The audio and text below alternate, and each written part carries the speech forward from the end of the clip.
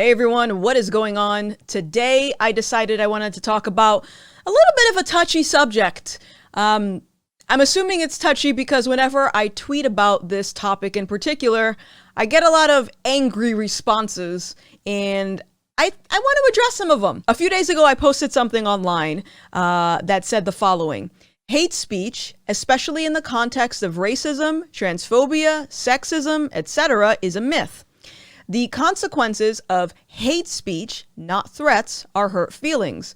Therefore, your options are to suck it up, as I do every time I get hate online, or have an oppression measuring contest. Now, obviously, this sparked a lot of criticism. A lot of people weren't happy with this, and I hear you, I understand, but I'm going to help you out. And I think the first part of this is understanding that we have to move away from this idea that everything that is intended to be good for you, everything that's intended to be helpful and coming from a good place, needs to be packaged in a nice and cuddly, cushy way with some glitter and a bow on top. That's not me. Sometimes the things that you need to hear will hurt your feelings. But once your feelings are fine, you're good. So let me start. Hate speech doesn't exist. It's a myth. It is a farce. It is a lie. It is a term made to keep you weak, to keep you mentally fragile. And I say this because I am someone that constantly gets vitriol in my comments all day, every day, from people that like to prop themselves up as being a champion against white supremacy. I am a black ally. I am this person and that person. I'm an activist. I'm going to help save the world. But then they don't have the self-reflection to see that they're being completely disgusting in my comment section. So let me just start off with that. I get hate all day, every day. And cancel culture specifically was one of those instances where I got so much hate and so much vitriol nonstop on all of my social media platforms that experience actually calloused my mind a little bit. And, well, I wouldn't say a little bit. It calloused my mind a lot, to the point that now, because it happened so often, it was almost like a training exercise for me, where after I just kept getting pulverized nonstop, you're anti-black, you hate yourself, you're ugly, you're self-hating, you're fat. You know, I don't get it all the time, but sometimes someone will call me fat. I guess I do have a nice double chin. But the point is, I get a lot of hate, and after a while, you realize that the only thing that's wrong with these interactions is that I am putting so much weight onto these words that is in turn making me regress and making me cower away and cry and be depressed and anxious. And that is what I learned about this idea of hate speech. Hate speech, at the end of the day, is still speech. There are still, figuratively, taking a piece of paper, writing hate words on it, and throwing it at your forehead. That's all it is. It's like, oh, that hurt. But then you get over it and you move on. I have known lots of people that have, especially being on the, if you want to call it, the right side of politics or the conservative side of politics. I don't label myself. That's just what people say I am.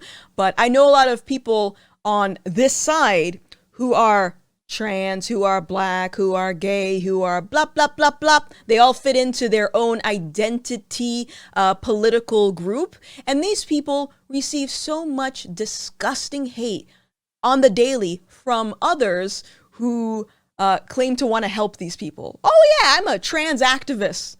Meanwhile, you'll go under Blair White's video and call her all kinds of nasty names, right? Oh yeah, I'm an anti-racist. Meanwhile, you go over here. You get what I'm saying, right? You get what I'm saying. So the point that I'm trying to make is these people that are have these massive platforms, they're able to power through all of this hate speech. They are literally walking targets where they're constantly just getting bombarded with slander and videos and blog posts made after them, just like you're a terrible person, nonstop. How come they can manage to not skip a beat, go on with life, make lots of money, build a great following and be happy from what I can tell, but others can't. Why is that? Please don't call it survivorship bias, by the way. Yeah, I found this in my comments section, and what the hell is wrong with you? Survivorship bias. Okay, so let's reel this back because I'm going on a little bit of a rant for a second because I'm very passionate about this topic, and I hope that despite the way that I am delivering this information to you, I hope you realize that I am only trying to help you. I understand what it means to callous your mind and callous your build emotional maturity. I know what that's like. You know, if I compared myself to how I reacted to cancel culture back then, compared to now, it's night and day. And you know what? For the sake of just proving my point, take a look at how I reacted the first time I had cancel culture come my way.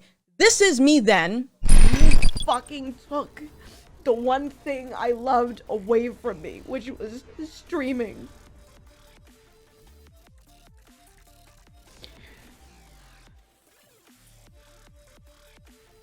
Like, I love you guys. I really fucking love you guys, but like, I just don't feel myself anymore. And this is me now.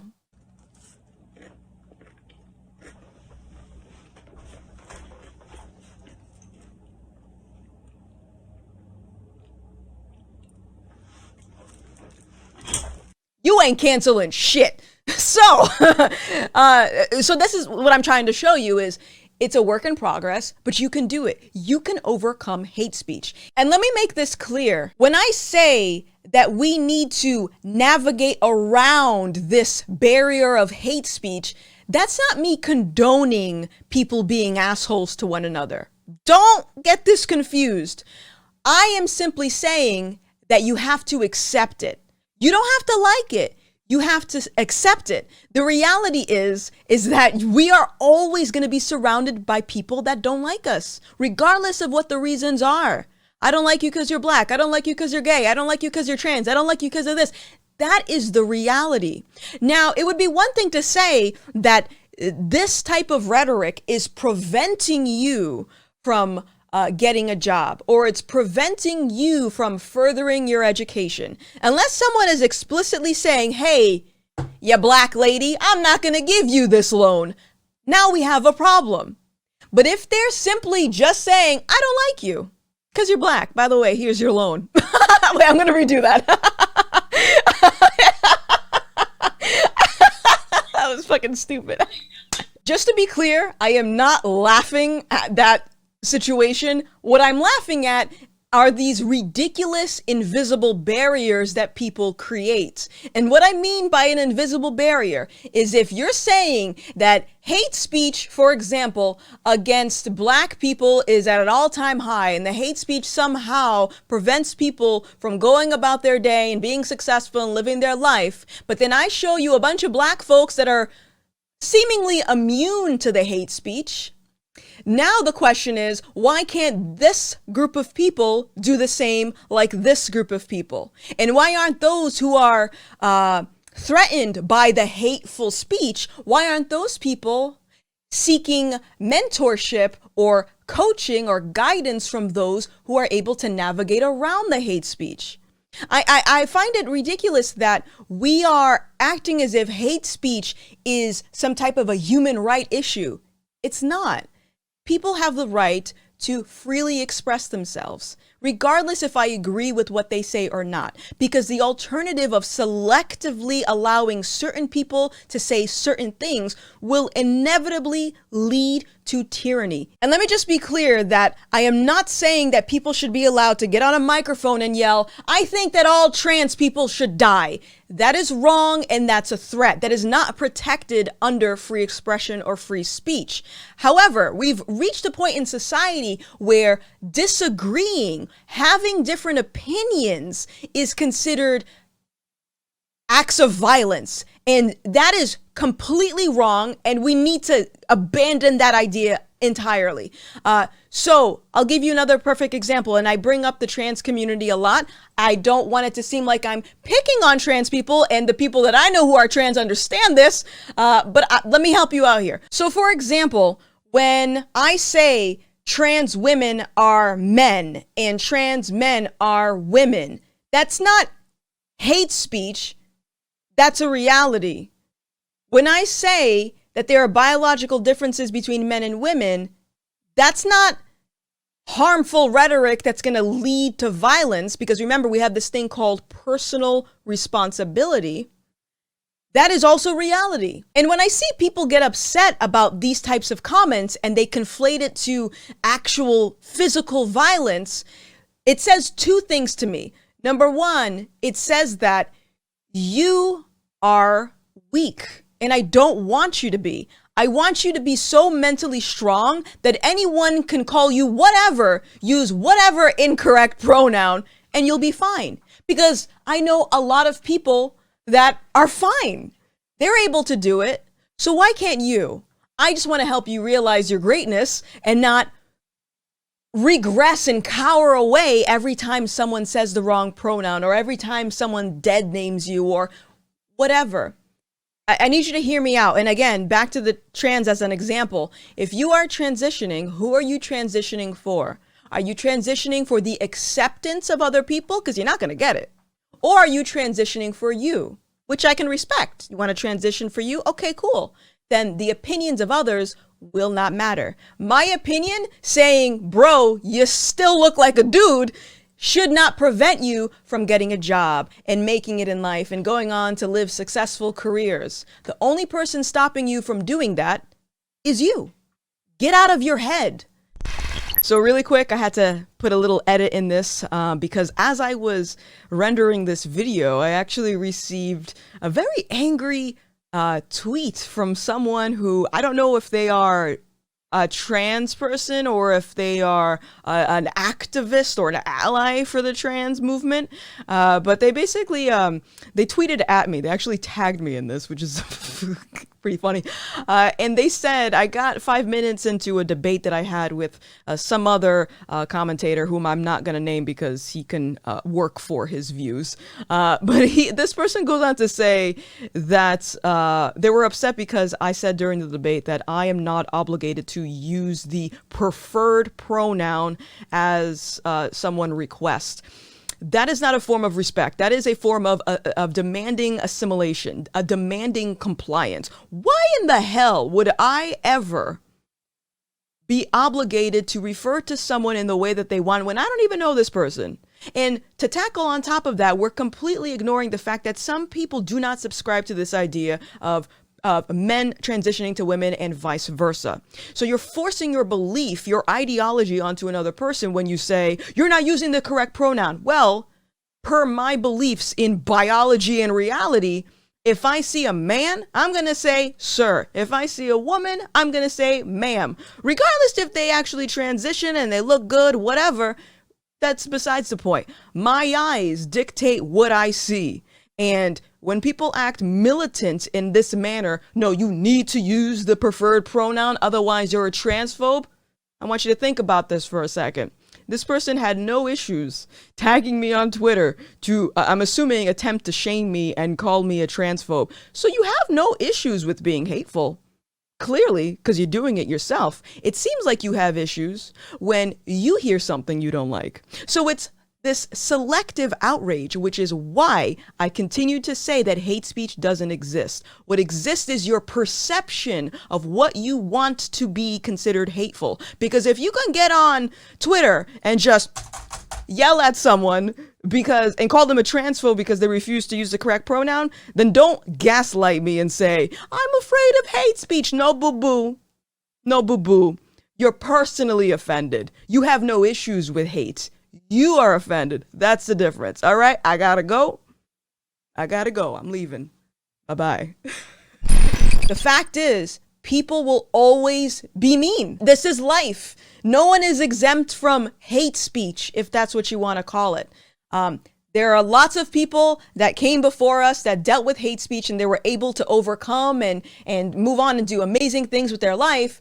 they did it. They might have complained, or maybe they didn't complain. I know lots of people that go through bullshit, lots of other content creators like myself, that they don't really complain about the hate, but you can see it in the comments, but they're still thriving. And I noticed in my last thread that I had a lot of people repeating almost like the same argument. And that argument was that what if someone, let's say a black person, was working for a racist boss? It's not right that the boss is racist. No, I completely agree with you.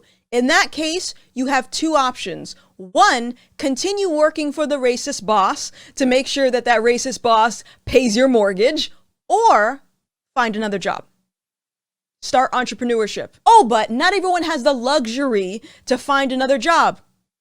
If you got fired tomorrow, you would have to find another job because your livelihood depends on it. You would figure out how to get that money because you don't have a choice.